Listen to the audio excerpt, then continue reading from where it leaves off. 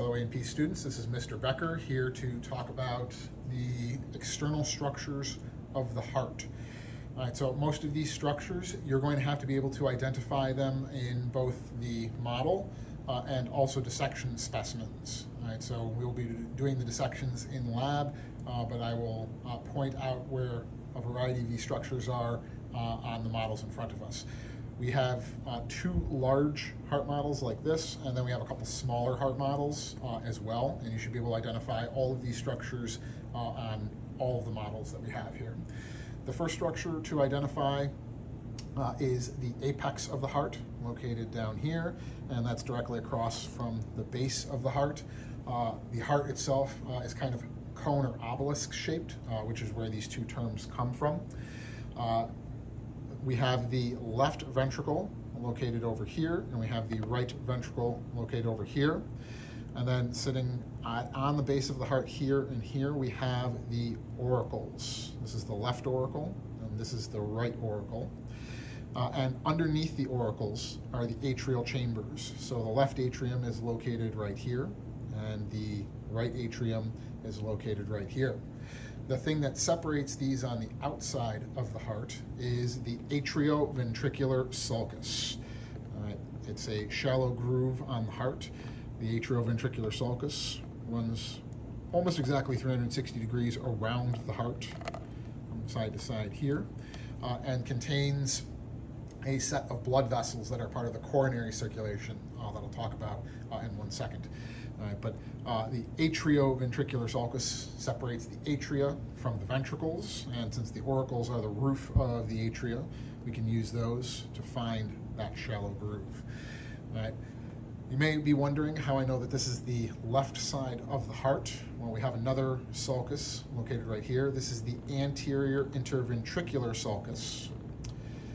And this is where coming through some of the blood vessels definitely is going to help out a little bit.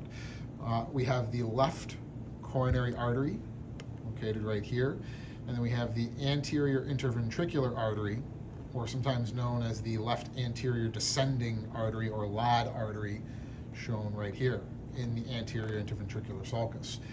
Paralleling that, we have the great cardiac vein.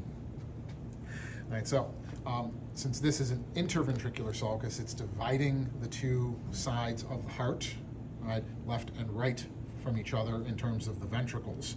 And then if I open it up, we can see the interventricular septum located right here. And you can see that it basically sits exactly where the interventricular sulcus is located. The sulcus is an external structure, but internal, directly underneath that, is the interventricular septum. All right, so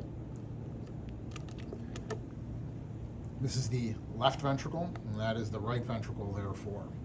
All right, so one of the ways in which you can kind of see this is because of this right here. The right ventricle is going to take blood and deliver it to the heart. It's going to do so via the pulmonary trunk. You can see that the pulmonary trunk, the most anterior of the great vessels, is in line with the right ventricle, and it parallels the anterior interventricular sulcus. And so if I draw a line this way, and I draw a line this way, you can see the two lines are basically parallel with each other. The next vessel behind that is the aorta, and it comes out behind the pulmonary trunk and just to the right of the pulmonary trunk. It's coming from the left ventricle this way, and then is going to arch around.